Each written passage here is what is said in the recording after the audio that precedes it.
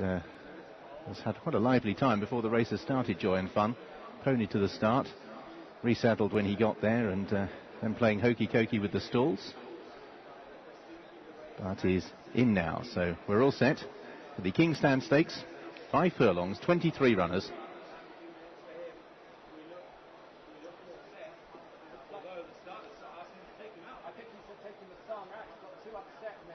Now, Masama's got upset in the stalls. Masama, who was alongside Joy and Fun, or very close, and it looks as if they may be trying to back Masama out, because Masama may have got so upset that they want the horse examined. And they're off and racing, and they've gone without Masama. Secret Asset, one of the first to show on the near side, with Amour Propre and Stone of Falca are also showing up well as they make their way up the centre of the racecourse. Little Bridge is quite prominent over on the far side. Also Tangerine Trees over there with Hamish McGonagall and Ponty Acclaim.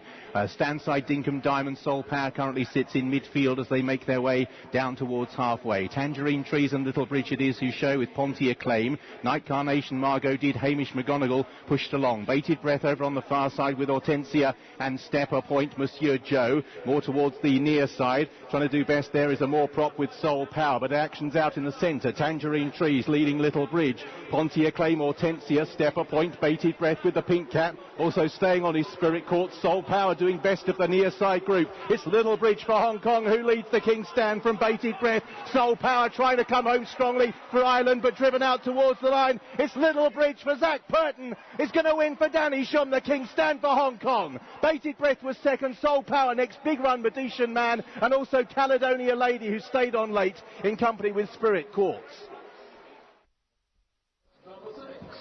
It's a big win for Hong Kong here. Little Bridge has come out on top under Zach Purton, getting the better of the old Haydock rivals, Bated Breath, and Soul Power has run well.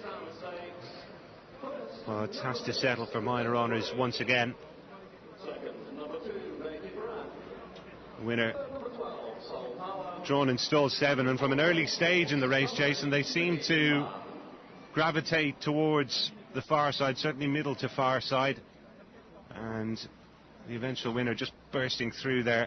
Made his challenge pretty much at the same time as Bated Breath, and Soul Power obviously much closer to the near side. He's run an absolute phenomenal race, considering the other horses who were drawn close to him, the likes of Amour Propre, who was struggling after they'd gone about 2.5 furlongs. He really has run a remarkable race, considering first and second drawn 7 and 8, 3/4 of a length and 1 length. I'm just trying to see who that is back and forth. That Medician Man, who's actually run way above his station, I believe it was, on the far side, back in 4th spot. Certainly looks like his colours over on that part of the track. But well, as far as the favourite was concerned, or joint favourite, WizKid, he's ended up having basically nothing to race with, and so she's had to shift across right-handed.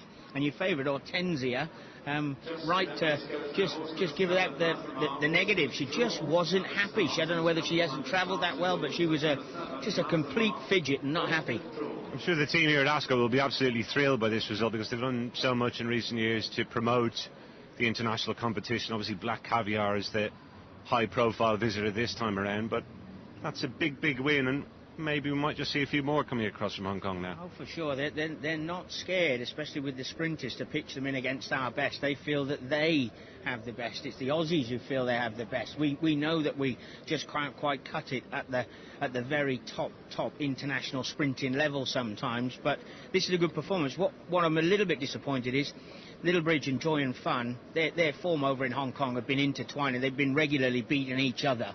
And there hasn't been a great deal between them. Yet on this occasion, Joy and Fun ponied down, which is the norm, but resaddled and just never at the races. Must have been like old times for our commentator there, Richard Hawes. Richard, of course, spent a few years working out in Hong Kong, and I'm sure he's familiar with both Zach Purton and the trainer of this horse, Mr. Shum. Like I say, a great win for the former colony. Inconclusive, you'd have to say, with the draw, Jason, because the higher drawn horses didn't stay really over on the stand side, did they? No.